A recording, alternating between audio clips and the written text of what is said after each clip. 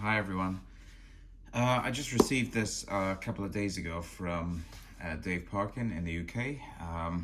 I've been after this for a long time. This is the Yuma Luke Skywalker Return of the Jedi, the Yuma hilt, which, as you probably know, is one of the two stunt hilts used in Return of the Jedi.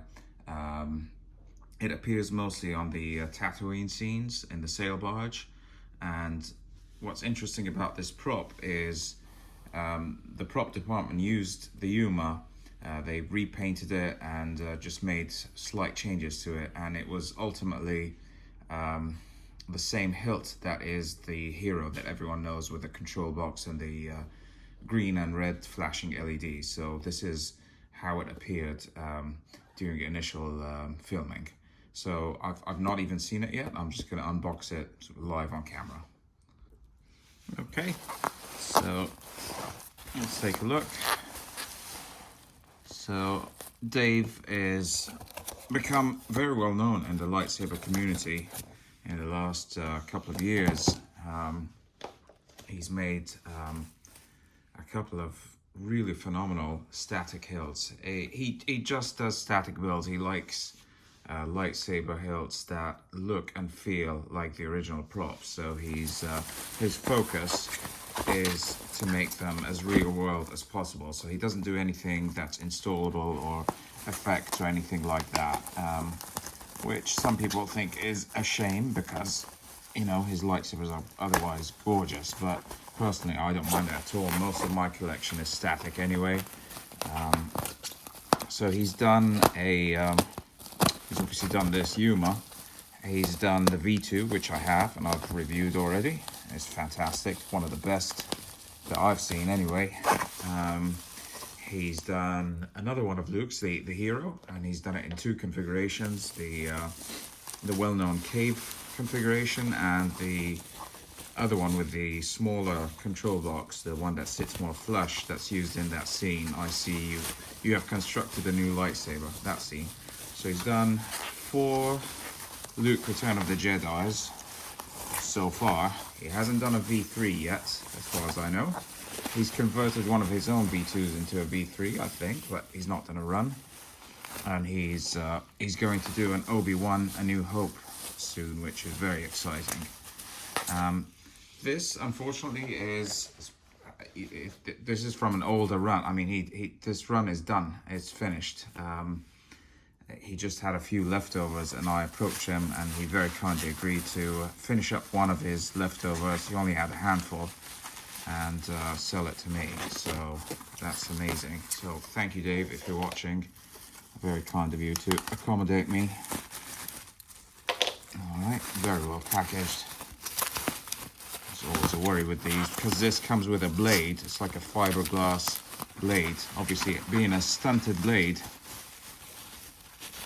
in the movie for Mark Hamill to use in that scene, because it can't be like a long rod like for dueling against Vader. It had to be like a shorter one because he had to be slicing through Jabba's henchmen. So they needed, that's why they made it in the first place, I believe. They wanted something that looks like the V2 and V3 but has a rod, just so that he can kind of swing it at these henchmen coming at him on the skiff. So let's go ahead, just undo this.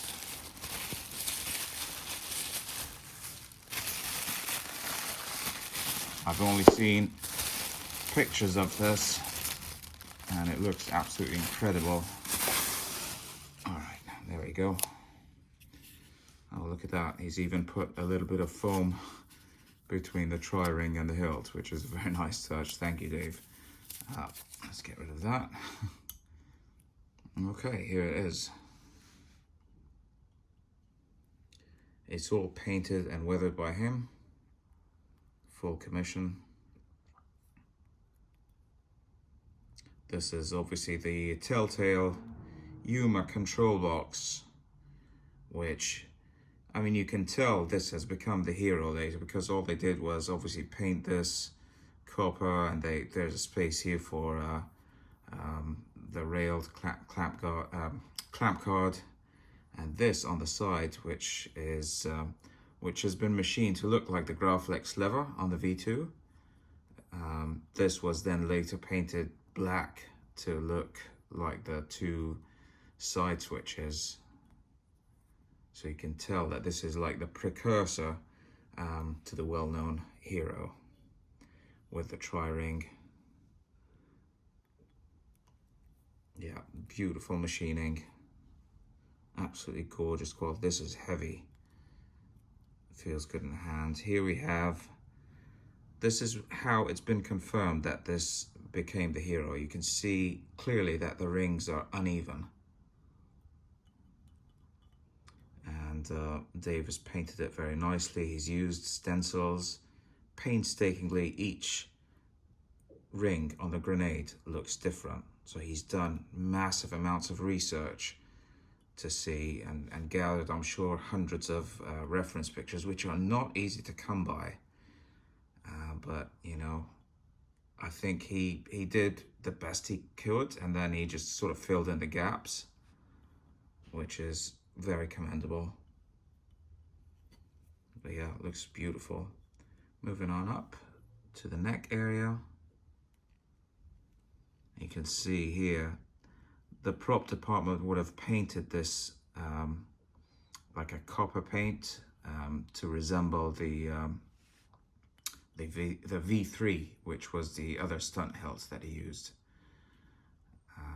And then later this was all cleaned up again. All that paint would have been stripped, I'm sure, and given a brand new paint job.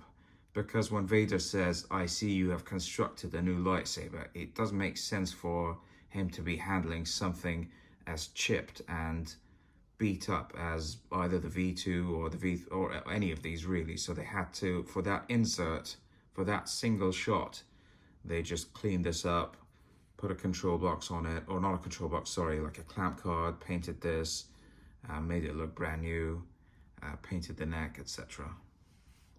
And then we have this distressed looking emitter that resembles, again, the V2. Beautiful, absolutely gorgeous. Chemical weathering, I'm sure, here, because it's darkened. And very nicely painted to match the on-screen appearance. This is obviously the, I'll throw on a picture right now, but there's a picture of Mark Hamill holding, or Luke holding the lightsaber in front of him on the barge. It's a very well-known still shot that appeared on the official poster. So this is the actual lightsaber he's holding in that picture. And here we have the fiberglass rod, which is a short blade. Not sure exactly the length of it. I will measure it later, but it feels nice. It feels, never quite handled anything like this. And this is removable, obviously, you know, that's how they did it. They just taped it. So I'm sure just undoing that that grub screw there with an Allen key, it should do the trick. It should be easy to remove. So I can just pop the hilt on its own on a stand and just display it.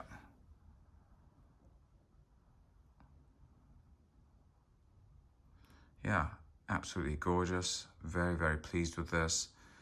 I really needed this to complete my Luke collection, because I have the Hero, I have the V2, I have the V3, I have the sequels version. This is literally the only one I was missing from the Return of Jedi collection. So it was kind of a no-brainer to me. It was just a matter of, are there any left? And, you know, things like money and time and things like that. So I'm very glad it worked out because, as I say, this run is over. For now, at least. I don't know if Dave has any plans to do a future run, but the run is over, and I believe he has sold his last remaining few hilts. Okay, that's it for now. I wanted to keep it very brief. This is just really sort of an unboxing. Won't go too much into detail. I will do like a future video. I plan on just putting a little bits of glue in here because there is some speculation that there was a clamp card at some point that was like pulled off. There might be like little bits of dried up glue and a little bit of discoloration here. So I might just add like a very few like final touches to it. And I will do another video just going over in detail the history of the prop. I might compare it with the other Lukes. We'll see. But yeah, thanks very much for watching, and thank you very much to Dave, and I'll see you all in the next one.